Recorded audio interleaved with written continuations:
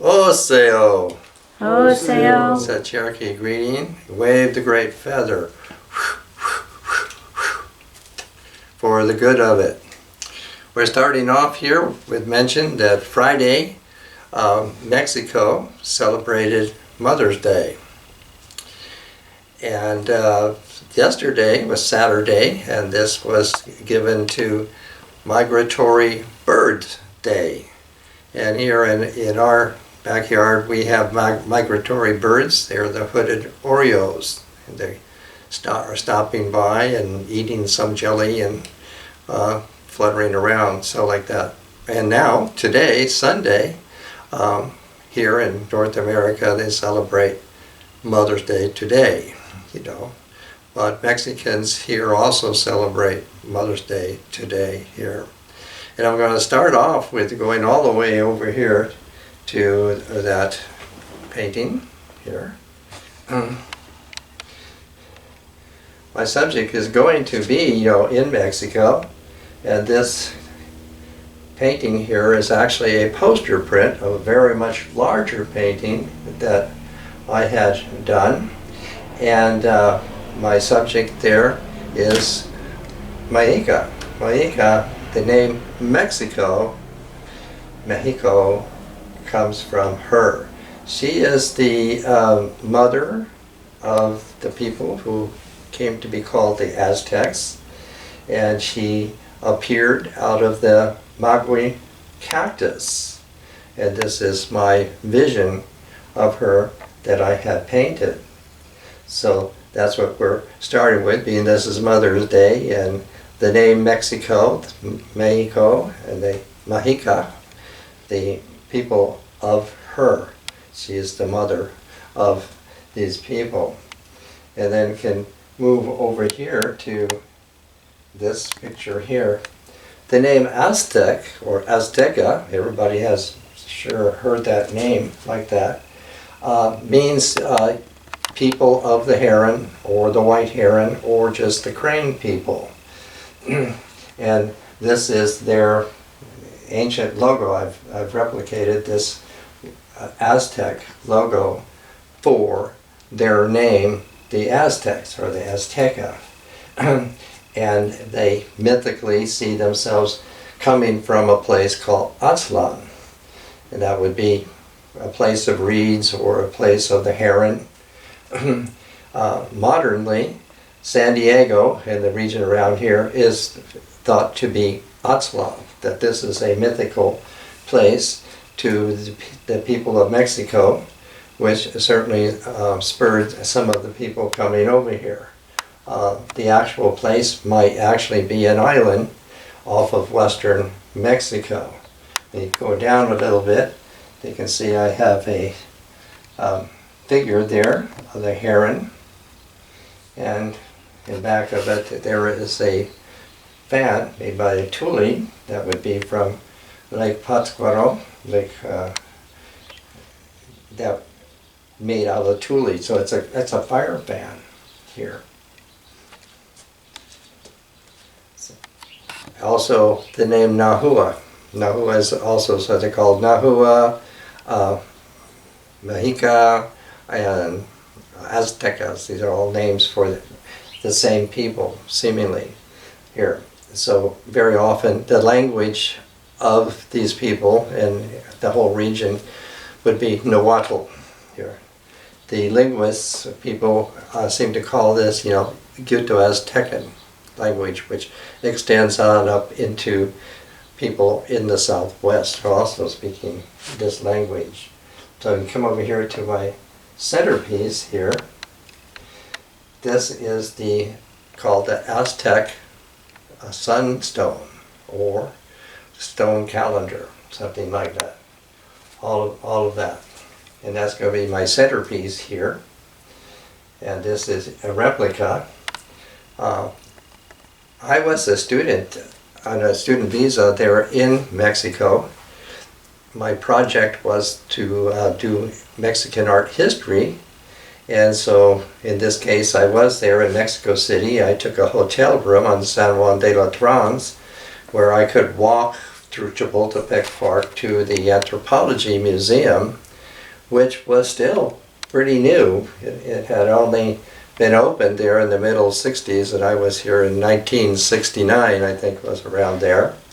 And so every day I walked up there. I did a lot of drawings in the museum. It was the time where you could live in Mexico on $5 a day, and so forth. So that's my first meeting with the sunstone, and here alongside of it, if you can see that, this is a photo snapshot that I took of this Aztec sunstone. So you can see how dramatically it is being portrayed there when you come inside the museum. Now a little bit of where did this come from. The entire city called Tenochtitlan was destroyed by the Spaniards under the direction of Cortes. I don't know how they did it, so the pyramids, the temples, everything was absolutely leveled down. And Mexico City built on top of it. It's also an island there. So at the end of the 18th century, there in the 1790s actually, the Spaniards had already built a big Catholic church, big cathedral there, and it was having some drainage problems, on the pavement in front of it. The Zocalo is the name of this center in Mexico City. Seemingly it was the ceremonial center of the Aztecs. So there was some drainage problems, what they're referring to, and so they were doing some digging. And it was only, they said, 2 feet under the ground where they found this huge stone circle. Now this stone circle was face down there in the ground, and that seemed to have preserved it for whatever 200 years since the city was leveled. And I don't know how they did write it up, and when they write it up they saw they had all these figures, all these carvings. Now the stone is like about 12 feet across, it's about 3 feet thick, and it's said to weigh 24 tons. So however they got it up out of the dirt, and they somehow got it to lean up against the side of the church, this big church that's there. And so there it was, and the Catholic clergy there, they wanted the Mexicans to deface it, whatever they did to deface it. So they did do some damage to it. So it hadn't been there very long before men of learning had recognized it. I think the first one was actually a Spanish Mexican, I think Leon de Gama, his name close to that. He recognized that, that it was astronomical. And the first European, I'm not sure if he's American or English, Alexander Humboldt, he recognized it. It's all pretty quick, and so he saw that this was all about astronomy. And since then, in the 100 years, following that, other individuals that are all known to history have, come into it, and so the knowledge about it has evolved. It has evolved even up to very recently. Raul Noriega also had discovered all of the mathematical notations in it. In other words, there are dots and dashes and circles, all that are for multiplication. There are a few mythical images in it, but aside from that, it is that this is all mathematical. This is astronomy, and so forth. And just to give a little bit here, this is from the World Encyclopedia. The Aztecs of ancient Mexico measured time with a sophisticated and interconnected triple calendar system which followed the movements of the celestial bodies and provided a comprehensive list of important religious festivals and sacred dates. Each day in the calendar was given a unique combination of a name and a number. And in addition, both individual days and periods of days were given their own deities in the calendar, highlighting the Aztec view that time and daily life was inseparable from their religion. The date every 52 years, when the calendars coincided exactly, was regarded as particularly significant and auspicious. Time for the Aztecs was full of energy and motion, the harbinger of change, and always charged with a potent sense of miraculous happenings. The cosmogonic myths reveal a preoccupation with the processes of creation, destruction, and recreation, and the calendar system reflected these notions about the character of time. So that's, giving me an easy way for you to refer to this. I'm kind of interested, in all of the myth that surrounds it. So on the outside circle, which is sort of figured as two serpents, this is the 365 days, and then there's an inner circle that's going to be the 260 days. And then it gets already well in here, these are the 20 days, and then inside here will be, I'll give you a look at this. This is going to be the four sons called Odin there. So it's like a gyroscope that is turning, these things are turning inside of each other. So we're looking at something that looks flat, but actually it's a multi-dimensional dynamic that it's all moving like that. And a lot of study has gone into it. Before 1790, when it was discovered there, lying face down in the dirt, nothing is known about it, absolutely nothing. The people who had been in that ancient city, who were the astronomers or the scientists or the mathematicians, they did not and they would not ever talk to Catholic priests. So everything that the Catholic priests, Fray Sagwan is the main one, who have been able to learn the nautical language and his own special alphabet for transcribing that, has collected from people the stories and so forth, of these people in the area. But as the stone itself, we don't know anything. We don't know how it was situated, and considering everything, the complexity and the size of it, the nearest quarry is 30 miles away, and they have no metal chisels. How did they make all this? And how would they have transported that, not only for 30 miles, but this is an island. They would have had to get it to the island.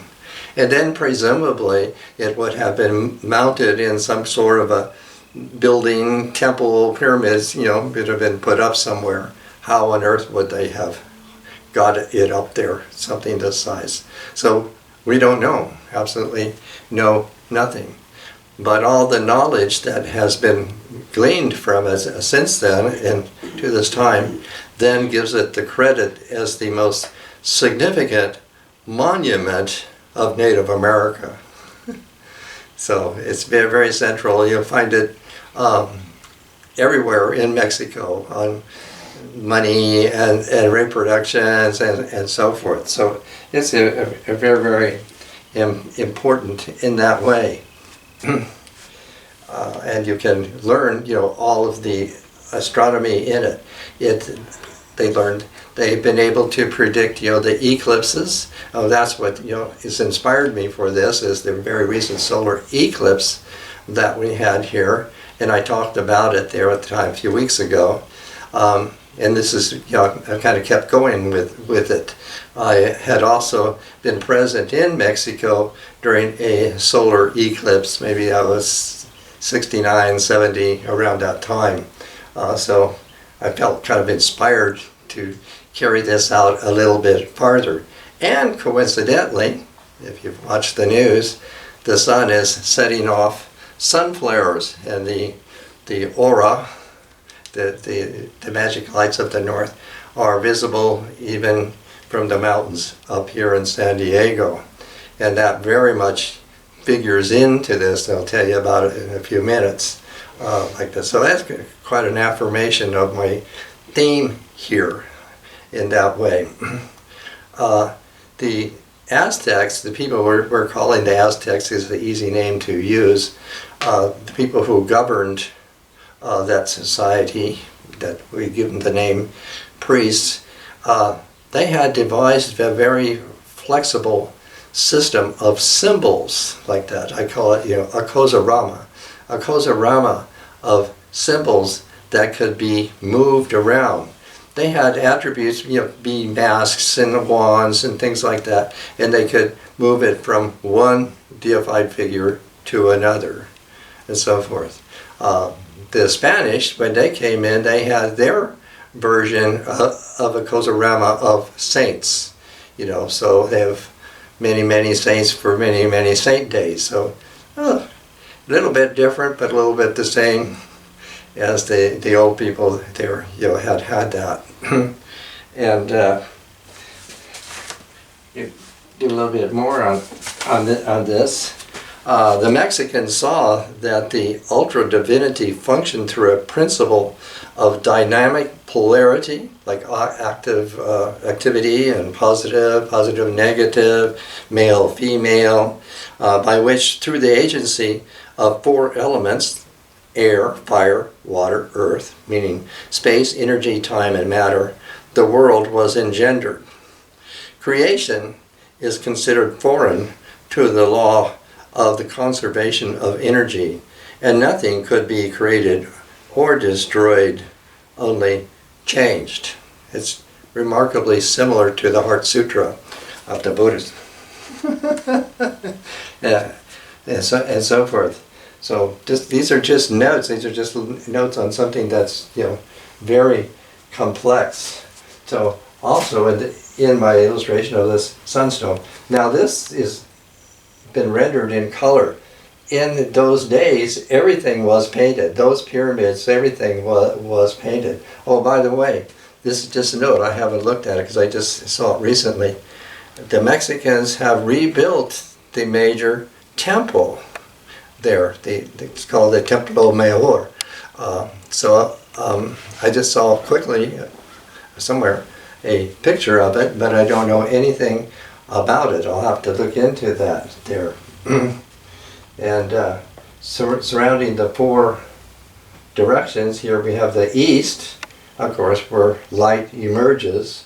And we go to the north, I call this, the old man of the north. It has everything. It has mystery, death, all kind of things, sorcery there. And over here we go to the west, this is a water dog or salamander, axolotl, meaning he's a servant of the water.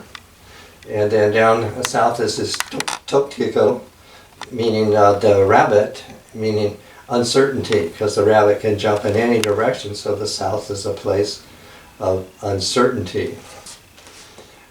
Another thing that I've illustrated here, these are hard to see on this one, but these are points that are around it, and these are serpent feathers. In other words, this is my illustration of a serpent feather, snake feather here. And they were also, Noriga also figured how that they are working for multiplication signs. In the center is the fifth sun. So I'm going to show you in a minute. Surrounding this, there is a particular design, and I made a little sketch here to show it up better. This is called Odin, this design. It means, movement, for movement, basically. And in the center is the fifth sun, Tonatu, here. And over here, this is the first sun. So, a little bit of recap. The ancients viewed that altogether there are 5 suns. 4 previously suns, or ages, had their time, and then they were destroyed one way or another. And then it came to the time of the 5th sun. And that's who's being pictured here. So we are living in the time of the 5th sun.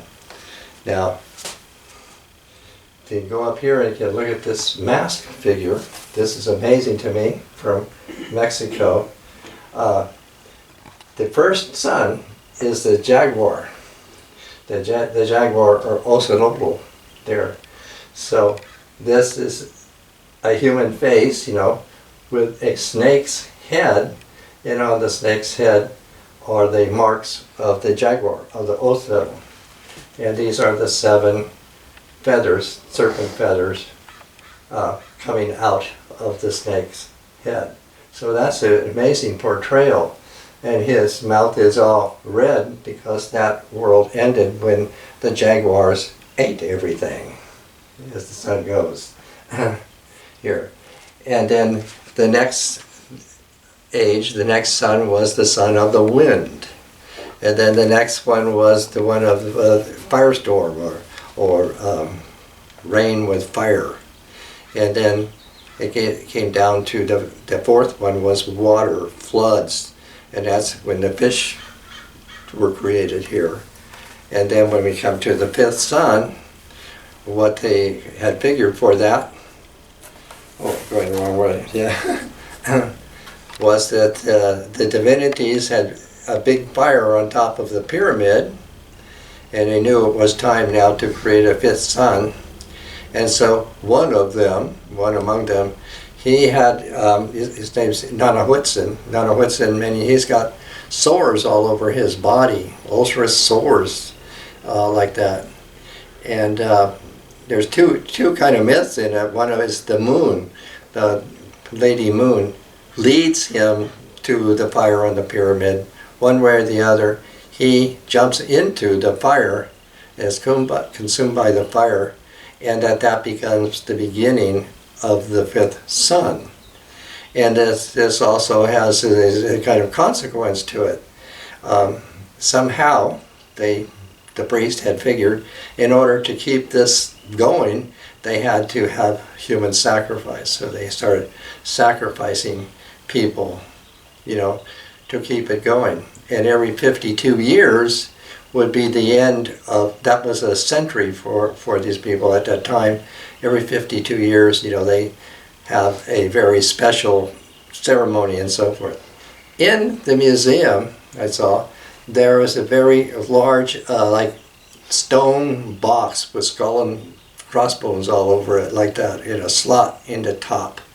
And they had stone replicas of these bundles of reeds. So, what I'm saying, on the 52-year turn of the century, they would take this bundle of reed, that would be 52, they're in a bundle, and they're put in, like dropping it into a piggy bank, they drop into the opening of the box as the tomb of time. Amazing. And for these people, the Aztecs were mainly talking about, everything is renewed, everything is rekindled, it's a new cycle. So everything was cyclical, goes around and around and around, like that. So this was a way to show you the shape of this, is meaning Oyen movement. So the 5th world is supposed to end by earthquake and so forth. But the predicted time was in 2011, and we've already gone past it, and look like we're going past our predicted time here. There.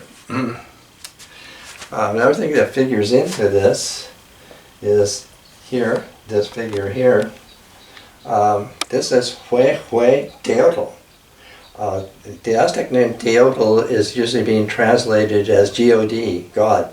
That's not really a very good word in a lot of these languages, but it's the one that people have latched on to. So he's the old deity, the very, very oldest here. And his attributes is that he has a brazier on his braziario on his head here that holds the primordial fire, so to say that all fire comes from the fire there in his braziario. And the other thing he has is a mirror of gold I have put here behind him. And that mirror of gold is the way that the heat comes from the sun, is the way they put it here. And that he also is figured as the lizard, you know, Coyote. Coyote is the lizard, which stands for fertility.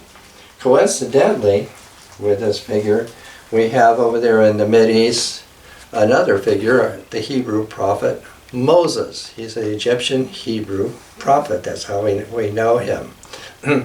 And he was a pharaoh. The beginnings of him was that he was found by the pharaoh's daughter. He was in the reeds in a basket, a wicker basket. And she was find him there, and she pulled him out of the basket. So that's where the name Mose, meaning emergent serpent, had come from. Eventually he grew up and he became a pharaoh also, with his court, everything that the pharaoh has. Then there was a government reform. It's called Seti II. And so he was sort of, you know, dethroned in that. So he and his court, you know, exited from Egypt there. Probably the book of Exodus has been made up, you know, for that, like that, but it's not quite, you know, the way that they've pictured it in that book. But at any rate, the court of Moses, you know, did travel up across the Sinai Peninsula. And then in the story, he goes up on Mount Sinai where he had a transfiguration. Something happened that changed the way he looked, the way he appeared. Something miraculous happened. Mount Sinai means the brazier. So we have a remarkable similarity here of the Mexican Teotl and Moses, his transfiguration on Mount Sinai, the brazier. So you can think that over. You know, for instance, you know. He also continues to have a life here. The people living in western Mexico, known as the Huichols, I've had a lot to do with them in the past.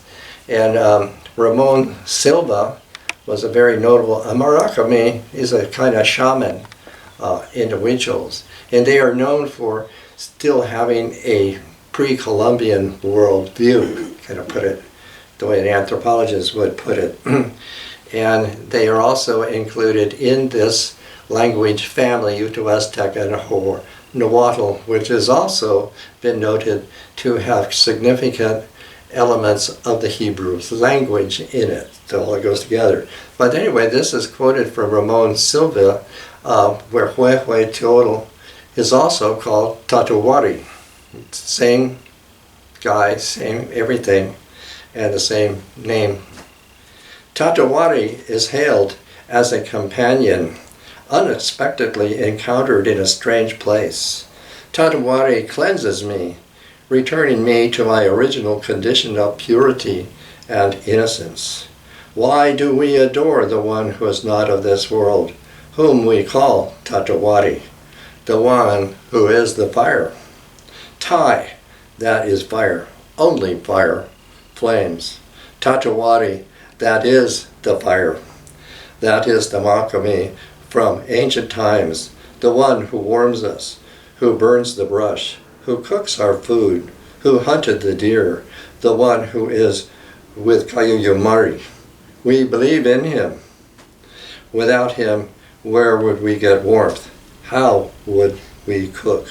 All would be cold.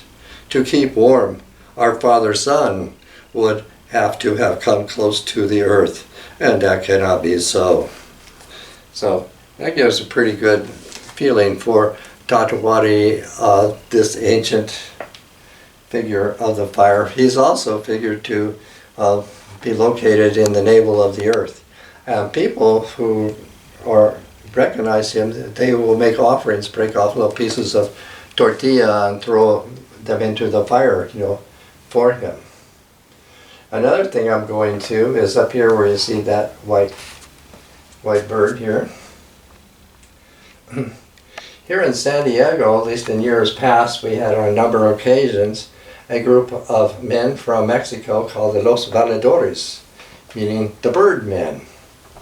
And this is another people of the pre-Columbian culture that is related to this of the sunstone. They put up a pole, I don't know, it looks like 100 feet tall, way up there, and on top there's a little square frame, and on top of that there's just a little, almost a bottle cap of a place. And somehow these men, they're all pretty light stature, they climb up there, and they sit there on that frame, how all this is secured, and they have a rope tied around their ankles, and on this little bottle top, the chief, he is playing a little flute and drum. I even had one at one time, a very haunting little tune like that. He sort of dances to each of the four directions, and then at a moment, these four men let go and begin to be suspended as they're going towards the earth, and they've arranged these ropes so that they're unwinding in a certain number, like 13 times. 13 times. They have little capes like that, but pictures of them in earlier times, they are actually dressed like birds, and then they look like they are birds flying. And what they call this is the descent of the eagle. Eagle is also a sunbird of ancient Mexico, and they have named themselves Cucamots, meaning the last king of the Aztecs in Tenochtitlan, meaning the eagle who descends, basically like that. So it's all figured the way the four men and the 13 turns is all to come out 52.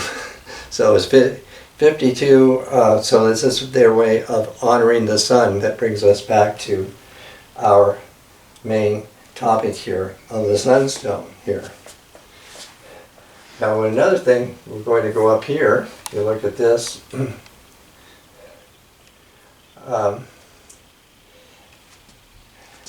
Also here with ancient Mexicans, I must mention here when I say that,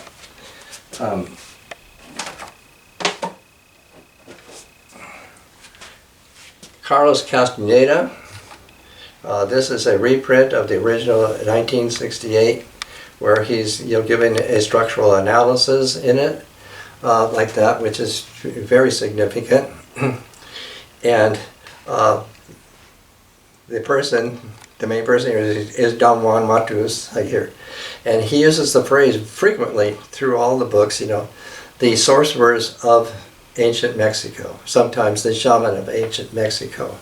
The people who built these pyramids and the people who devised this sunstone, they are the sorcerers of ancient Mexico. Everything that he has here in his book corresponds, and he is saying that he's of this lineage of these people. When Carlos asked him, but I thought the Spaniards left no stone unturned, he said they only turned over the stones in their own tonal. They don't even know this exists. The absolute definitive correlation between these teachings and the knowledge in here shows that he's speaking the truth here. So, a name given, Hunapku, meaning the one who gives movement and measure, is similar to the Lakota Takuskanskan, meaning the one who animates everything in the world that's animated, is Takuskanskan. And in Cherokee is Galun Lati. They're all the same. And the symbol for Hunapku is the circle and the square. The circle and the square. This is a way of speaking of a infinite dynamic. The circle will be like we would say, the spiritual, the infinite spiritual. All this is moving. We use this word energy. It seemed to be more or less coined by Aristotle when he tried to come up with a metaphor for the same thing we're talking about. So he came up with energy, energios, made a noun from the Latin, a word for the activity, for language here. In Cherokee, it's, anulini go, meaning these are energies. And Dawan is saying the ancient sorcerers saw this energy going through everything, through the universe. It all corresponds like that. So that's what I've pictured here. And that the concept of divinities, theogony, then we have a personification of energies, and then we have names for them. They're like divinities, but they're really energies that are personified. And then with the people who are so mathematically minded, then they're given numerical value. And without going through them, I'm naming this one here. This here is the female progenitor. The female progenitor, you can see her there. And her name is Alom. Alom is the female progenitor, and her numerical value is 4. So she has 4 breasts here. And that up here, her symbol is also the flower. Speaking of flowers today, there's also the flower. In particular, it's called the square rose. So she is known in Native America as the square deific. And that is her symbol there. And so this is a numerical value, and if we're saying here on Mother's Day, she is also our mother here.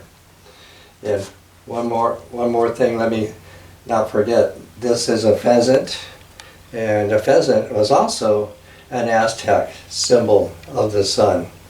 And I would think rightly so here. And then we go up here to this figure here.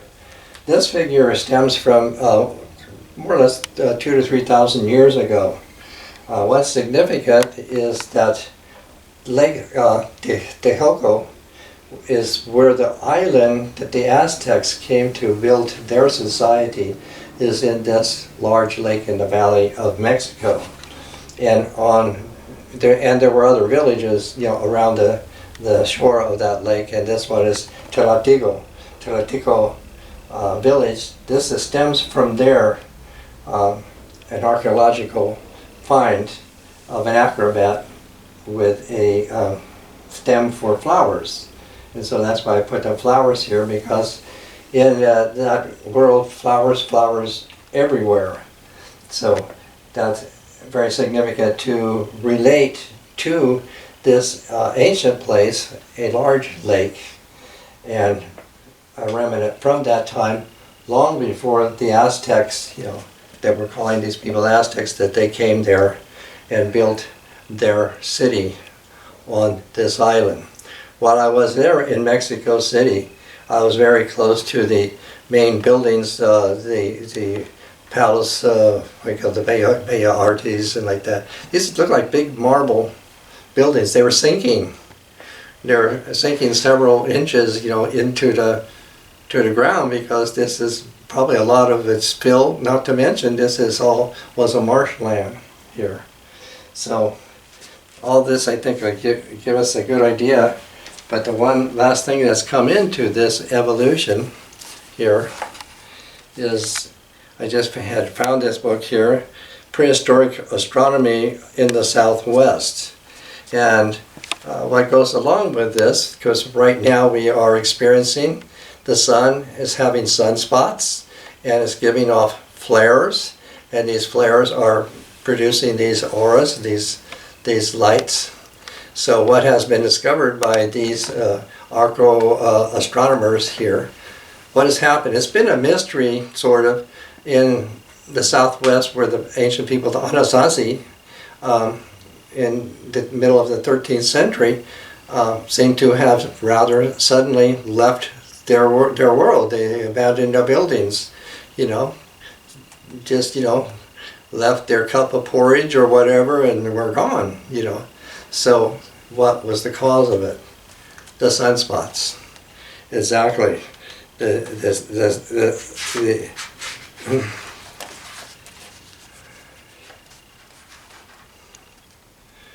These sunspots are huge, very, very huge, like thousands of miles big. And when these are active, as it is right now, it has changed, the carbon-14 that protects the Earth from the ultraviolet rays. And what took place for humans, living under this, was a fatal melanoma, skin cancer, and societies collapsed under it. It went on for, it sounds like 11 years, or it's an 11-year cycle here. So this is really interesting. And he brings into it, J. Mickham, Melville, and Claudia Putnam.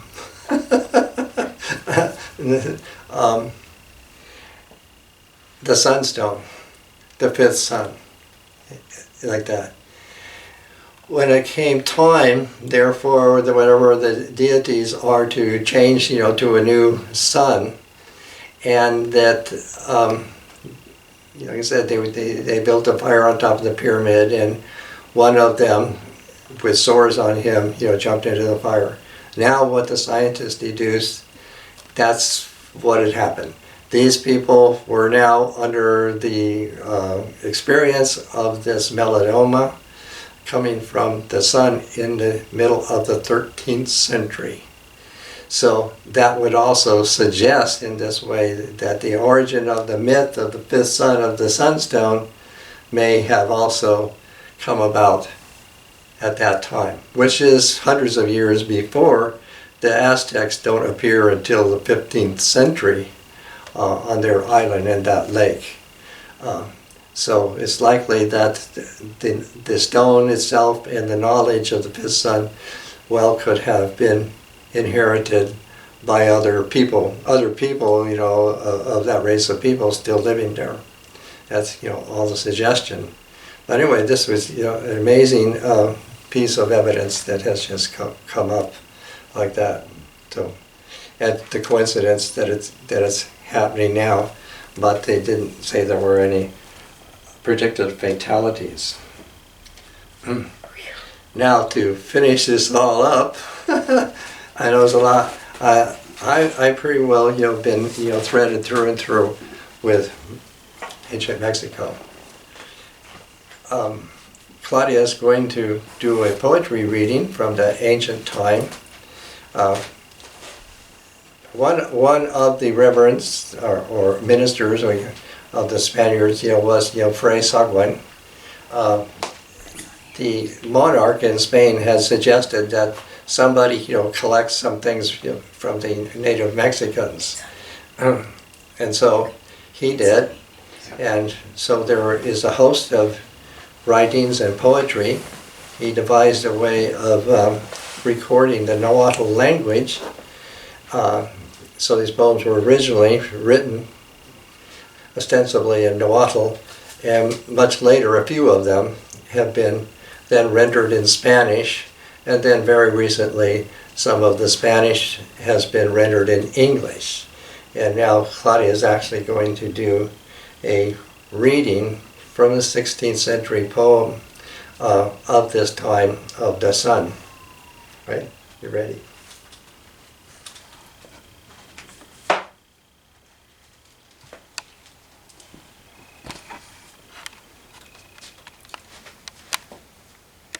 Of recent, I've been privileged to read other people's poems, and no less this one, To the Fifth Sun.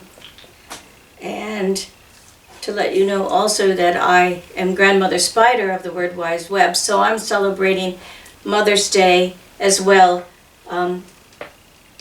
especially for children, and they're writing a poetry, and also my Buddhist name today to tell you that it's Miyoke, which means wondrous flower. So I feel right at home.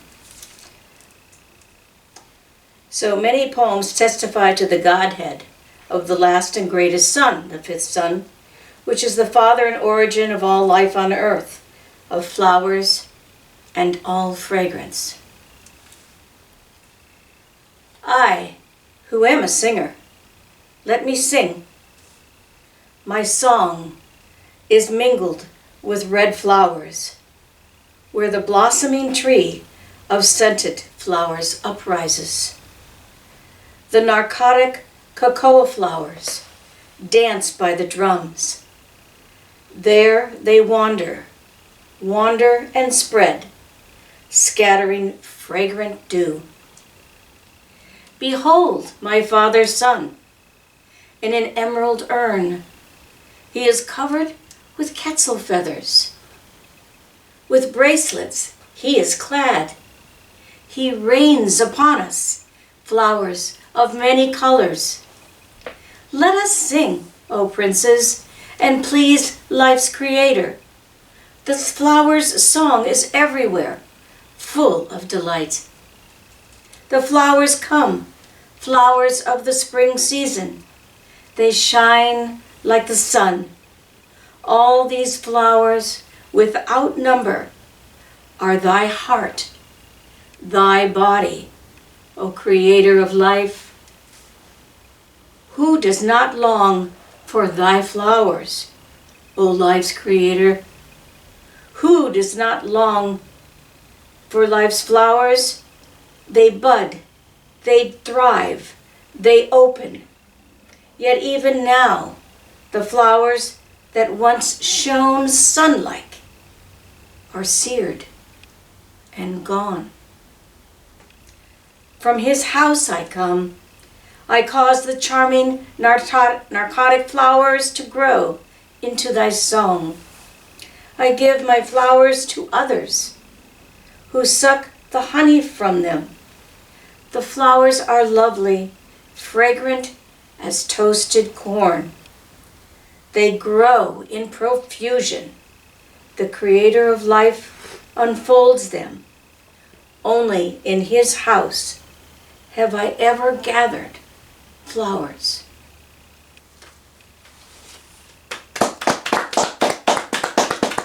Thank you.